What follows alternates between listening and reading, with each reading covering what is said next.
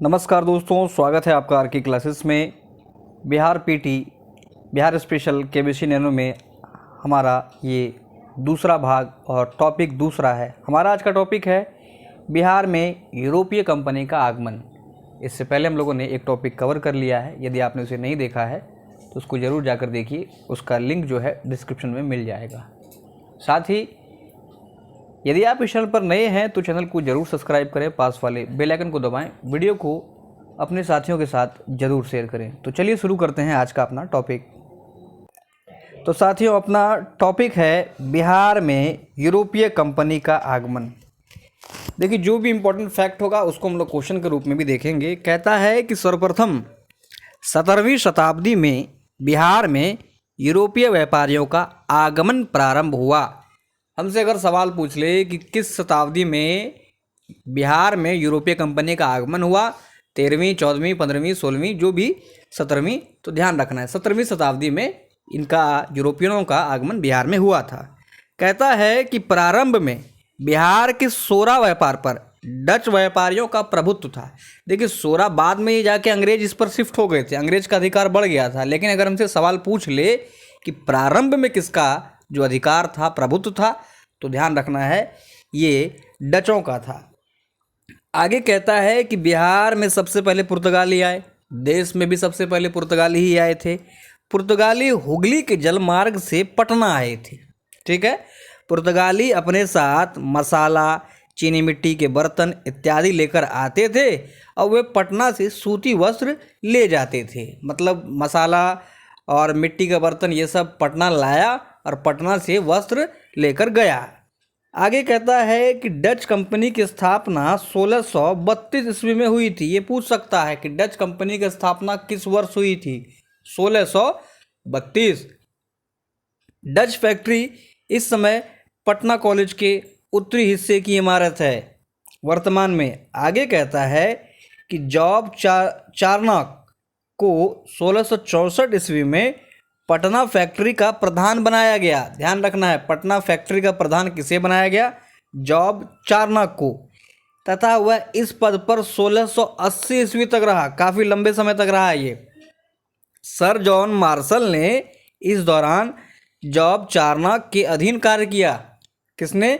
Sir John Marshall ने। सवाल हमसे अगर पूछ ले कि पटना फैक्ट्री में जो है जॉब चार्नक के अधीन निम्न में से किसने कार्य किया था, तो ध्यान रखना है सर जॉन मार्शल ने। आगे कहता है, ये पूछा गया एक प्रश्न है कि बिहार के सूबेदार शाइस्ता खां के द्वारा 1680 में अंग्रेजों की कंपनी के व्यापार पर 3.5% कर लगाया गया और ये कर लगाने से क्षुब्ध होकर, मतलब गुस्सा होकर, नाराज होकर जॉब चार्नक ने हुगली शहर को 1686 में लूट लिया था। तो ध्यान रखना है कि जब शाइस्ता खां ने टैक्स लगा दिया तो चार्नक ने 1686 में हुगली शहर को लूटा था। ध्यान रखिए। कहता है कि फर्रुखसियर ने अंग्रेजों को बिहार एवं बंगाल में व्यापार करने के लिए 1717 में पुनः स्वतंत्रता प्रदान कर दी। यह सवाल कई दफ़ा पूछा जा चुका है कि अंग्रेजों को बिहार एवं बंगाल में मुक्त व्यापार की अनुमति किसने दी थी? तो ध्यान रखना है हमें, किसने दी थी? फर्रुखसियर ने।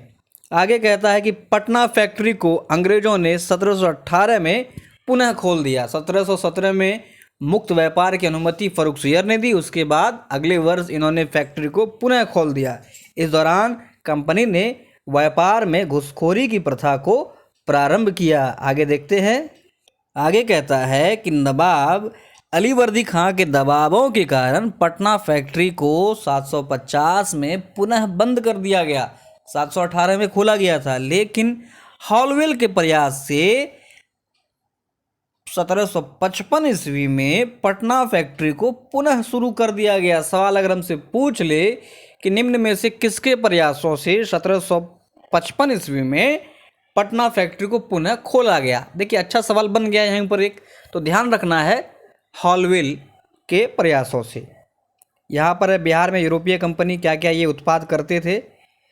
बात करें स्मरणीय तथ्य की तो कहता है, ये देखिए इम्पोर्टेंट है, 1713 ईस्वी में फर्रुखसियर का राज्याभिषेक पटना में हुआ था। अगर हमसे पूछ ले कि फर्रुखसियर का राज्याभिषेक कहाँ हुआ था, तो पटना में हुआ था। उसके बाद उसने आगरा में जहादर शाह को पराजित करके मुगल सिंहासन पर बैठा।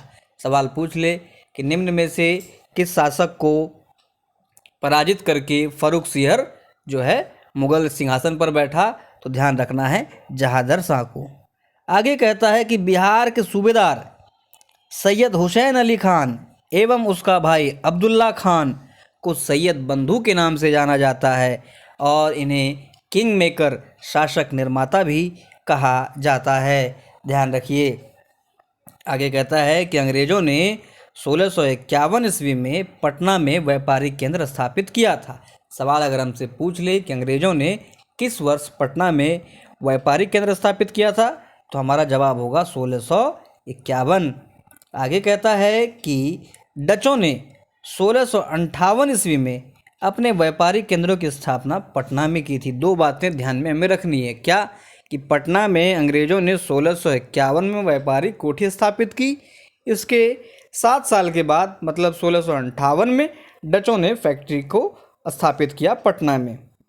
आगे कहता है कि 1763 को मीर कासिम ने पटना में गिरफ्तार 148 कैदियों, जिसमें कि पटना के अंग्रेजी एजेंट एलिस भी था, इनकी हत्या करवा दी।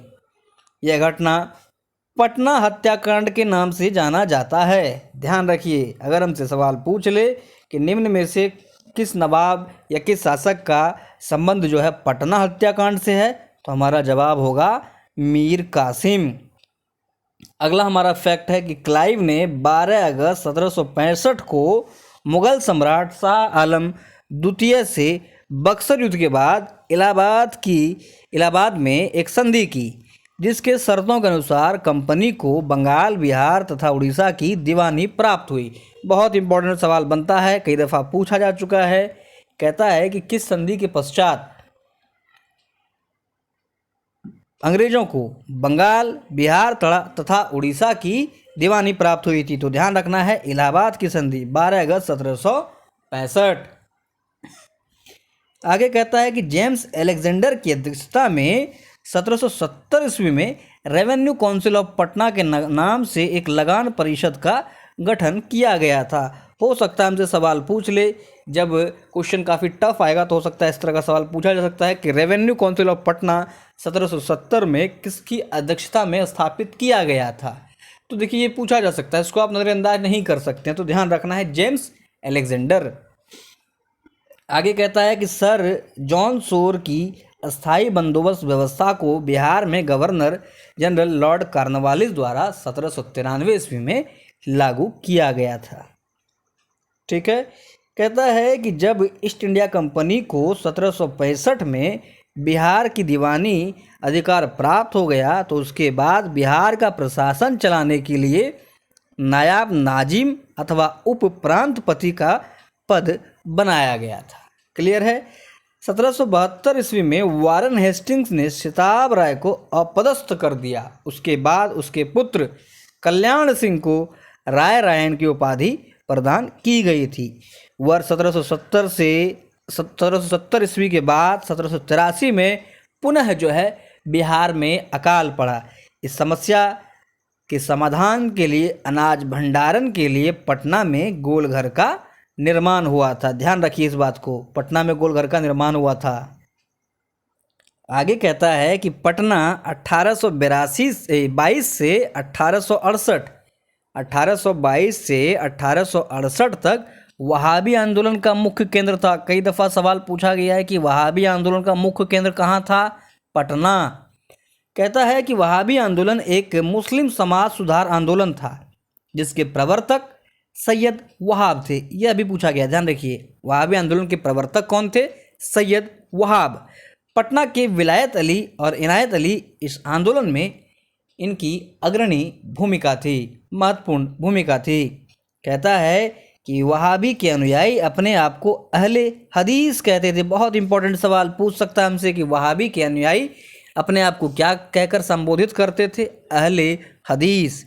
नेक्स्ट कहता है कि 1770 ईस्वी में बिहार का पूर्णिया जिला सन्यासी विद्रोह का केंद्र था। इम्पोर्टेंट सवाल कि 1770 में सन्यासी विद्रोह जो है बिहार में कौन सा जगह केंद्र था, तो पूर्णिया जिला ये केंद्र था। तो ये हमारा टॉपिक 2 समाप्त हो गया। टॉपिक 3 में हम लोग करेंगे स्वतंत्रता आंदोलन में बिहार का योगदान। उम्मीद है आपको ये रिवीजन अच्छे से हुआ होगा। वीडियो अच्छा लगा तो उसे लाइक और शेयर जरूर करें। मिलते हैं अगले लेक्चर में। धन्यवाद।